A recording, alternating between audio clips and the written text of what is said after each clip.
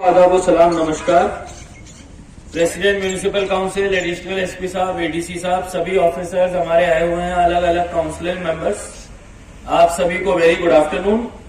11 बजे प्रोग्राम शुरू किया, काफी सारे लोगों को सुनने को मिला और एज एक्सपेक्टेड काफी क्रिटिसिज्म और काफी पॉजिटिव बातें दोनों का मिक्स था।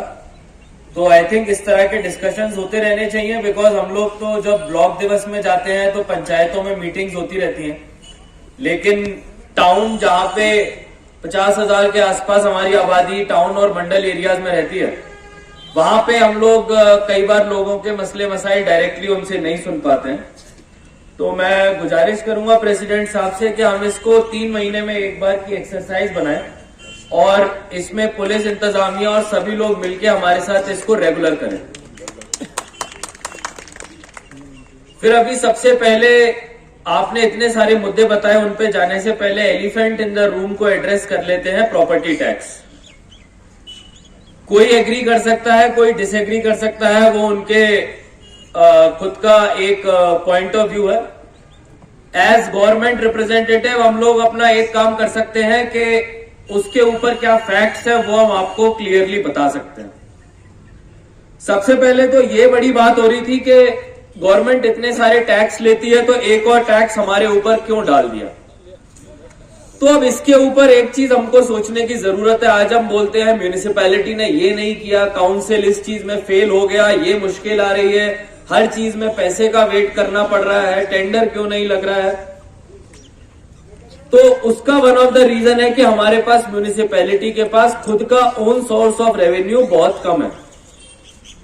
और ये जो प्रॉपर्टी टैक्स इंट्रोड्यूस किया जाता है किसी भी म्यूनिसिपैलिटी में अक्रॉस द कंट्री नहीं, अक्रॉस द वर्ल्ड, क्योंकि ये अक्रॉस द वर्ल्ड इंपोज किया जाता है सारी लोकल बॉडीज में, तो उसमें ये पैसा इसकी एक पाई म्यूनिसिपैलिटी के खाते में ही जाती है। कहने का हमारा मतलब है, अगर किश्तवाड़ टाउन के लोग प्रॉपर्टी टैक्स देंगे तो किश्तवाड़ टाउन की म्यूनिसिपल काउंसिल के पास ही उसका पैसा जाएगा। अगर 100 रुपए दिए तो 100 रुपए म्यूनिसिपल काउंसिल के पास जाएगा। ऐसा भी नहीं है कि 99 रुपए गया और 1 रुपया कहीं और गया। तो उससे क्या होगा, आपने जितनी सारे मसले मसाइल बताए उसके लिए खर्चा चाहिए, उसके लिए पैसा चाहिए।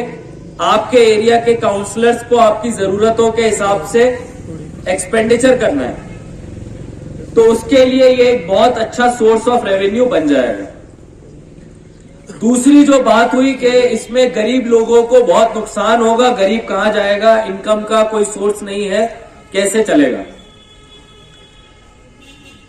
तो सबसे बड़ी बात यह है कि आपका 4 से 5 मरले तक का, यानी कि 1000 स्क्वायर फीट तक का जितना भी हमारा रेसिडेंशियल घर है, वो तो सारा इससे पूरी तरह एग्जेम्प्ट है। कहने का मतलब है पूरे जम्मू कश्मीर में 5.5 लाख से 6 लाख के आसपास घर हैं, तो उनमें 2,20,000 घरों को तो ये प्रॉपर्टी टैक्स, वो भी केवल अर्बन एरिया के मैं बता रहा हूं, गांव में ये लागू नहीं होता है। 5.5 से 6 लाख अर्बन इलाके के जो घर हैं, उनमें 2,20,000 घर जो 1,000 स्क्वायर फीट या उससे कम के हैं, उनको तो 1 भी रुपया इसके लिए नहीं देना है, क्योंकि वो पूरी तरह एग्जेम्प्ट है। हमारे यहाँ पे किश्तवाड़ जियारतों का और मंदिरों का टाउन माना जाता है। किसी भी जियारत, किसी भी ग्रेवयार्ड, किसी भी कब्रिस्तान, किसी भी क्रिमेशन ग्राउंड, किसी भी मंदिर, किसी के लिए कोई भी टैक्स नहीं है। अब तीसरी बात पे आ जाते हैं, रेसिडेंशियल और कमर्शियल जिनको टैक्स देना है, तो आखिर ये टैक्स कितना है। तो मुझे कुछ मीडिया वाले बता रहे थे कि कई सारे ऐसे दुकानदार हैं जो कि अपने रेंट अमाउंट को बढ़ा रहे हैं, ये बोल के कि भाई प्रॉपर्टी टैक्स आ गया, अब आप सब लोग महीने का 500 रुपए बढ़ा दीजिए। ये बहुत गलत बात है, क्योंकि अगर हम बात करें कि प्रॉपर्टी टैक्स को कैसे कैलकुलेट किया जा रहा है, तो उसका एक फॉर्मूला सरकार ने बनाया हुआ है। अगर किसी ने फॉर्मूला भी यूज नहीं करना तो एक उन्होंने वेबसाइट बना दी है। उस वेबसाइट में अपने इलाके का नाम डालना है, अपना टोटल घर का एरिया डालना है और खत्म।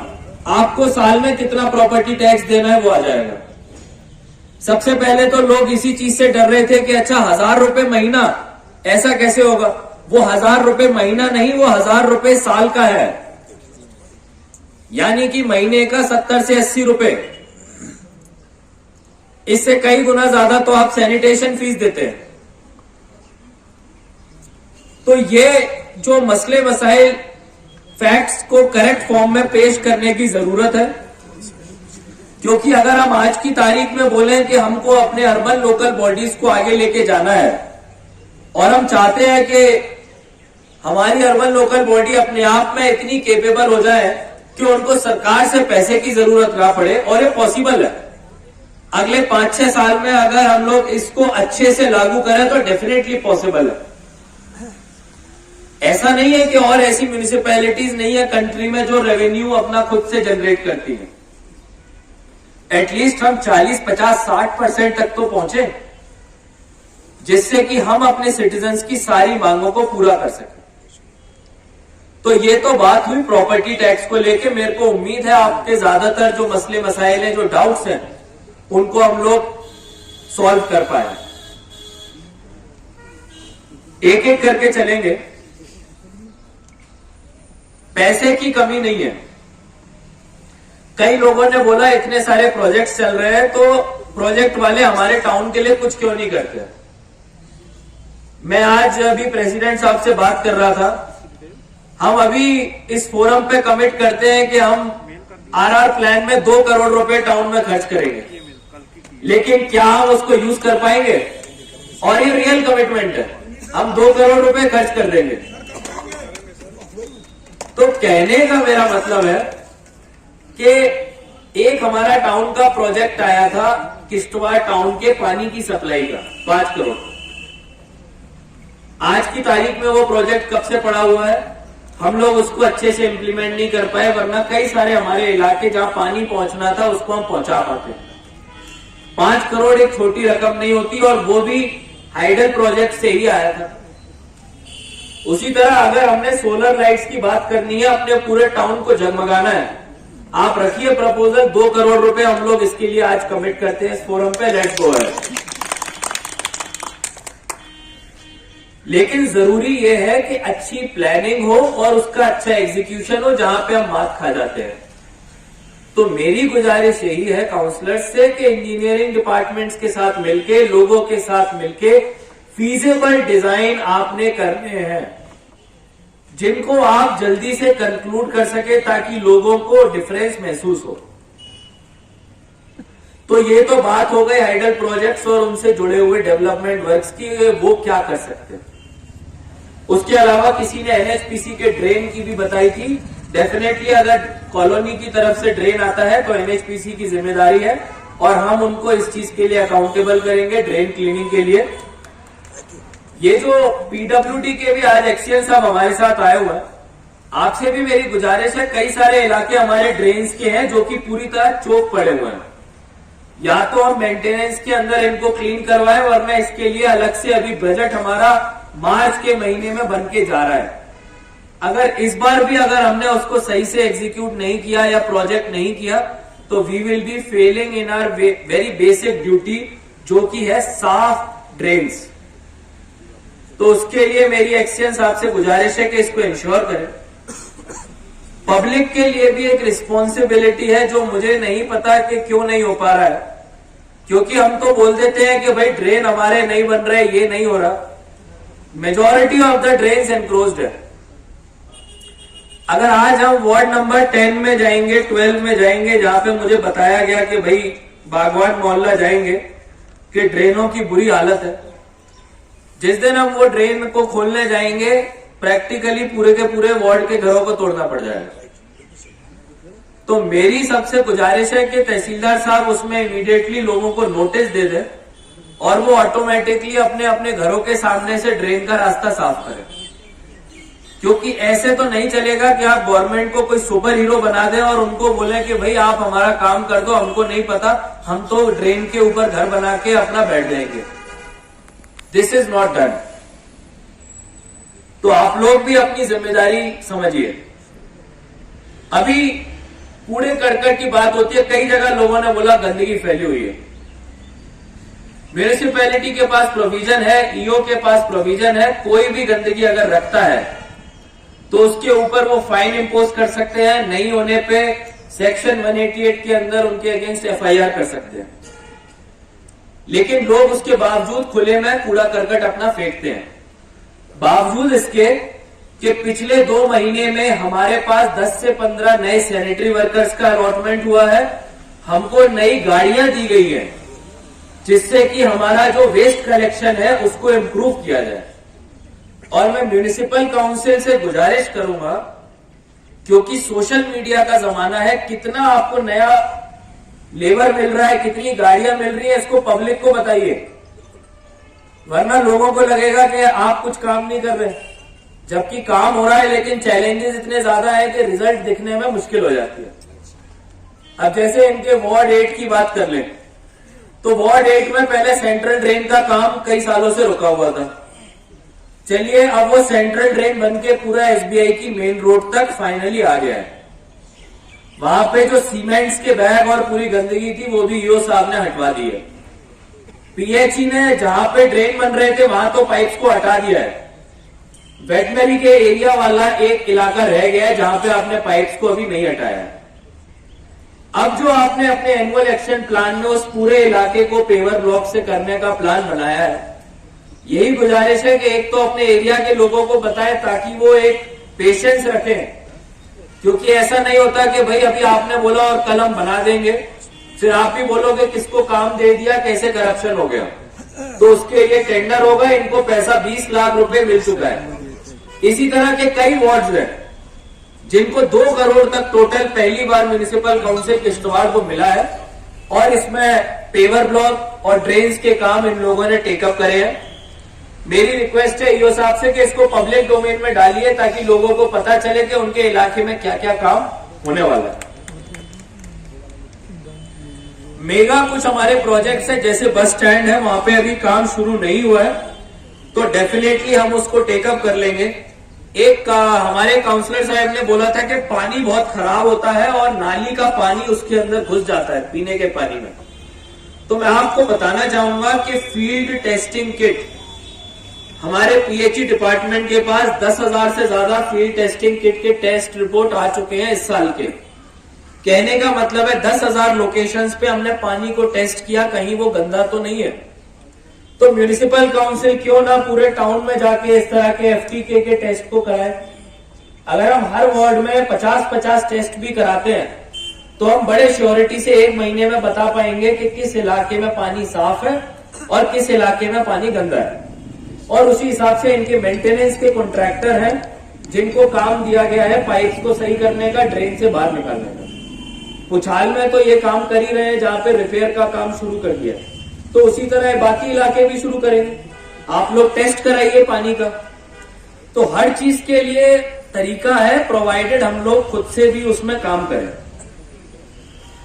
अभी मुझे कई लोगों ने बोला कि हाइडल प्रोजेक्ट्स में एम्प्लॉयमेंट की बात, पब्लिक डोमेन में पहले भी निकाला था। 70% हाइडल प्रोजेक्ट में जो एम्प्लॉयमेंट है वो लोकल है। किश्तवाड़ की आबादी है अभी आज की तारीख में 2,70,000 के आसपास। अब 2,70,000 में अगर हम ऐसे लोगों की बात करें जिनको जॉब चाहिए होगा, डेफिनेटली 40 से 50,000 होंगे। आज की तारीख में 10 से 12,000 लोग हाइडल प्रोजेक्ट्स में लगे हुए हैं। कहने का मतलब यह है कि कितने भी प्रोजेक्ट्स आ जाए, ऐसा नहीं हो सकता कि सबकी डिमांड फुलफिल हो जाए।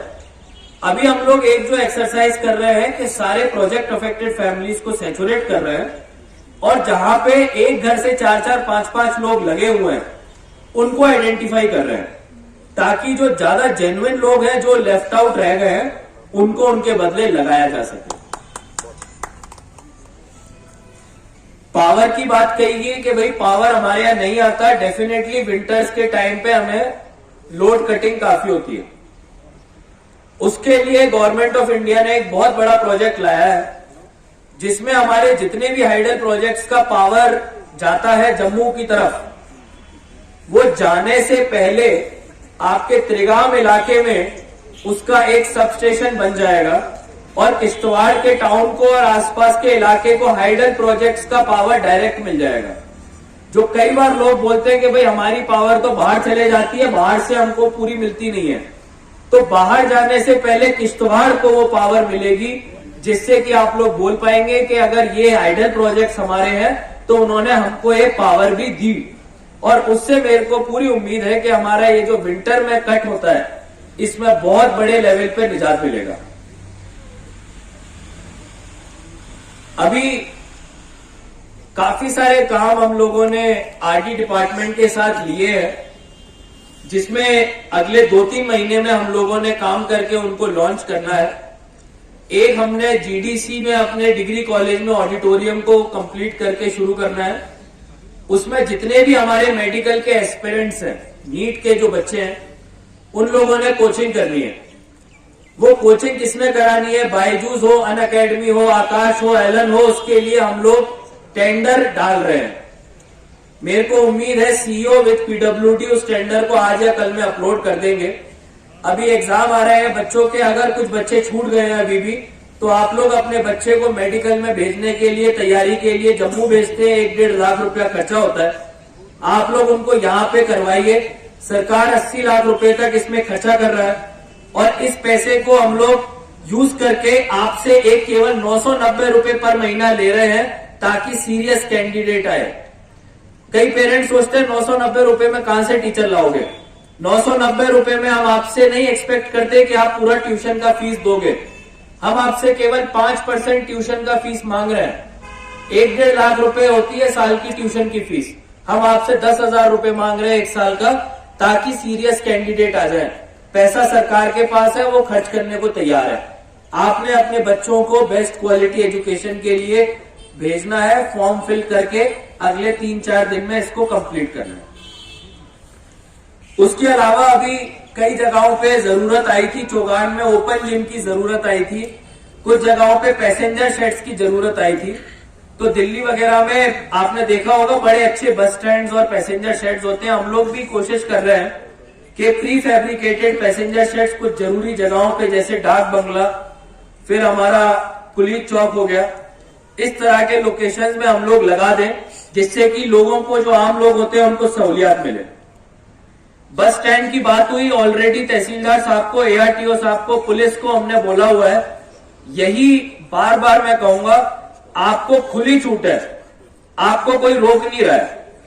प्रॉब्लम हो जाती है जब हम ही एक्शन लेने से रुक जाए। तो आपको खुली छूट है। एक भी इलीगल गाड़ी अगर आपको बस स्टैंड में खड़ी हुई मिल रही है, आपके पास लॉ है, प्रोविजन है, हम लोग आपको एम्पावर कर रहे हैं, उसको इमीडिएटली वहां से हटाइए, टो करके लेके जाइए, उसका लाइसेंस रद्द करिए, उसके ऊपर पेनल्टी लगाइए। No one stops you, but for this everyone will have to come together and take action immediately. और वो मैं आप सबसे, जो अभी आज हमारे ऑफिसर्स आए हैं, उनसे एक्सपेक्ट करूंगा। बिल्डिंग कोड्स के ऊपर बड़ी इंपॉर्टेंट बात आई कि उधमपुर तक जाना पड़ता है। फुल टाइम ईओ के लिए भी हम लोगों ने ऑलरेडी लिखा हुआ है यूडी डिपार्टमेंट को। इस मसले को भी हम डेफिनेटली उनके साथ टेकअप करेंगे। मास्टर प्लान में एरिया बढ़ाने के लिए ऑलरेडी प्रपोजल फाइनल हो गया है। सभी काउंसलर्स को भी इसके बारे में पता है। सीओ केडीए ने मास्टर प्लान का जो प्रपोजल है वो सब डिपार्टमेंट के स्कीम्स को लेके ऊपर भेज दिया है। अब बहुत जल्द इसमें उम्मीद है कि कुछ ना कुछ रिजल्ट आएगा। अगर हम बात करें कि एनक्रोचमेंट ड्राइव से क्या फायदा हुआ, एक जो सबसे बड़ा फायदा हुआ, गवर्नमेंट को ऐसी जमीनें मिल गई जहां पर कि वो टाउन का फर्दर एक्सपेंशन प्लान कर सकते हैं। एक एसटी हॉस्टल हमने बनाना था, हमने दक्षिण हाउस बनाना था, हमने स्लॉटर हाउस बनाना था और हमने एक कोल्ड स्टोर बनाना था। इन चारों गवर्नमेंट प्रोजेक्ट्स के लिए कोई भी गवर्नमेंट जमीन नहीं थी। उसके अलावा हमने एक यूथ सेंटर भी बनाना था। तो अभी जो एनक्रोचमेंट ड्राइव हुआ रिमूवल का, वो पूरा हमने नहीं किया। काफी सारे लोग उसमें अभी बचे हुए हैं और उसको बहुत जल्द हम फिर से शुरू भी करेंगे। लेकिन ये जो ड्राइव हुई, इसमें कई सारी जगहों पे हमने जमीन डिपार्टमेंट्स के एलोकेट कर दी, जिसकी वजह से ये सारे जो मैंने आपको नाम लिए प्रोजेक्ट्स के, सबको जमीन प्रोवाइड हुई और अब ये काम टेंडर की स्टेज पे जा चुके हैं। तो मेरी लोगों से गुजारिश है कि आप लोग एनक्रोचमेंट ड्राइव आगे भी जब हम शुरू करेंगे इसमें हमारा पूरा साथ दें। अभी भी कई जगहें हैं टाउन में जहां पे गवर्नमेंट डिपार्टमेंट, कोई आदमी कोर्ट में चले जाए तो कोर्ट में जाने को समझता है स्टे ऑर्डर, कोर्ट के ऑर्डर को भी नहीं पढ़ते हैं। कोर्ट बड़ा क्लियर है, कोर्ट ने देखना है कि आपने प्रोसेस किया कि नहीं किया, और पर्सन को प्रिंसिपल ऑफ नेचुरल जस्टिस के अंडर उसको सुना कि नहीं सुना। अगर आप अपने स्टैंड पे सारा प्रोसीजर करते हैं तो any delay is your fault. उस केस में हम लोग पब्लिक के लिए जिम्मेदार हैं कि हमने एनक्रोचमेंट क्यों नहीं हटाया जबकि हमको पता था। तो आने वाले टाइम में ऐसी कई जगहों पे जहां पे हमारे रोड के काम रुके हुए हैं, जहां पे हमारे एनक्रोचमेंट रिमूवल के काम रुके हुए हैं, जो भी ऑफिसर ऑफिशियल डिले करेगा हम उसके अगेंस्ट कार्रवाई करेंगे, ताकि एक मैसेज क्लियर जाए that any delay is as good as corruption. So that message has to be very clear from the side of the administration. लोगों के जो एनक्रोचमेंट्स हैं as far as drains are concerned वो मैंने already आपको बता दिया। इससे पहले कि हम लोग एक्शन लें, वार्ड 10 में वार्ड बाकी जो बताए बागवान मोहल्ला में आप लोग खुद ही उसको समझ लीजिए। उसके अलावा हम लोग अपना एक्शन का कार्रवाई नोटिस बहुत ही जल्द इनको दे देंगे। फिर एक जो कई सारे NHIDCL के ड्रेन टूटे हुए हैं, डेफिनेटली इसमें हम लोग एक इंक्वायरी करा लेते हैं कि क्या रीजन है, और NHIDCL की जिम्मेदारी भी बनती है कि अगर कोई ड्रेन 6 महीने पहले बनाया है तो वो कैसे टूट गया, तो वो जिम्मेदारी हम लोग करवाएंगे उनको मुकम्मल, और इसको इंश्योर किया जाएगा कि पब्लिक के लिए चलने का रास्ता बनाया जाए। हॉकर्स के लिए भी मैं एक बात बताना चाहूंगा। अभी हम चौगान के सामने एक एरिया डेवलप करना चाह रहे हैं डुअल पर्पस वाला, जिसमें कि आपका पार्किंग भी रहेगा और हॉकर्स भी अपना एरिया लगा सकते हैं, ताकि कल जाके कोई ये ना बोले कि मेरा लाइवलीहुड खत्म हो गया। तो आप लोग अपने सारे एरियाज को, जहां भी म्युनिसिपल काउंसलर्स हैं, आप अपने हॉकर्स को ये इन्फॉर्म कर दीजिए कि अगर हम लोगों ने उधर कार्रवाई करी तो हम लोग उनका सारा मटेरियल जब्त करने वाले हैं और अकॉर्डिंगली जो भी कानून के तहत कार्रवाई होनी है करने वाले हैं। So that will not be tolerated, चाहे वो न्यू बस स्टैंड हो चाहे वो ओल्ड बस स्टैंड हो। एज ए वार्निंग इसको लिया जाए, और उसके बाद अगर हम लोग कार्रवाई करते हैं तो there should not be a complaint that administration ने आपको पहले से इन्फॉर्म क्यों नहीं किया। लास्ट पॉइंट मैं कहूंगा, यूथ में अभी जो नशा का एक ड्रग्स का प्रॉब्लम जो चल रहा है, एसएसपी साहब ने, अभी एडिशनल एसपी साहब ने इसके अंदर एक बहुत बड़ी कार्रवाई की, जिसमें काफी सारी जानकारी मिली कि ये नेक्सस कहां तक फैला हुआ था। अक्रॉस द डिस्ट्रिक्ट्स था, किश्तवाड़ में भी था और बाकी डिस्ट्रिक्ट्स को भी इन्वॉल्व कर रहा था।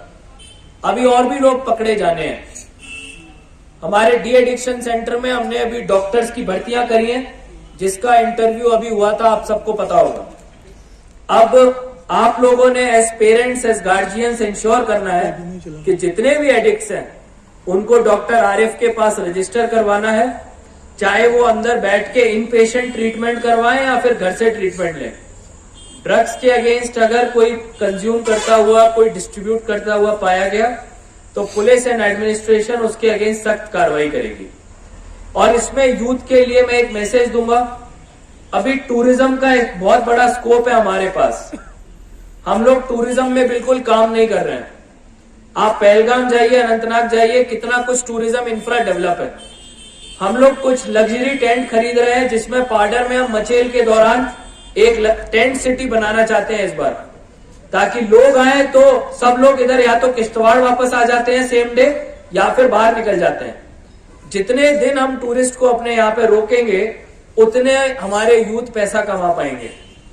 मचेल यात्रा में 2.5 लाख लोग आए थे 2-3 साल पहले जब कोविड नहीं था। लास्ट ईयर बड़े कम आए। अगर ये 4-5 लाख लोग आ जाते हैं तो भी हम अपने यूथ के लिए एक ऐसा एवेन्यू खोल देंगे जिससे कि उनकी पूरी इनकम और लाइवलीहुड का सॉल्यूशन निकल सकता है। अभी जो अगले 2-3 हफ्ते में सिंथन फेस्टिवल आने वाला है, जो हमने प्लान किया है, वो भी इसी के लिए एक छोटी सी पहल है। तो मेरी सभी से गुजारिश है कि आप लोग जॉब्स तो ढूंढिए, लेकिन सेल्फ एम्प्लॉयमेंट को भी तर्ज दीजिए, क्योंकि बैंक आज की तारीख में सबको लोन देती है बिना कोलैटरल के, अंडर 10 लाख। और कोई भी जेन्युइन प्रोजेक्ट होता है मेरे पास आइए, लीड बैंक मैनेजर है उनके पास आइए, हम उनको रिजेक्ट नहीं होने देंगे, उनको उनका लोन दिलवा के रहेंगे। बाकी समय काफी हो गया है, आई थिंक ज्यादातर मसले मसाइल हमने सुन लिए और काफी सारे नोट भी करे हैं। सबसे यही रिक्वेस्ट है, आप लोग रिस्पॉन्सिबल सिटीजन्स बनना शुरू करें, हम लोग एक रिस्पॉन्सिबल एडमिनिस्ट्रेशन बनना शुरू करें। दोनों इम्परफेक्ट हैं, मानते हैं, एक कदम आप चलो, एक कदम हम चलें, डेफिनेटली किश्तवाड़ को जन्नत और एक बेस्ट सिटी और टाउन पूरे जम्मू कश्मीर और कंट्री में हम बना सकते हैं। शुक्रिया।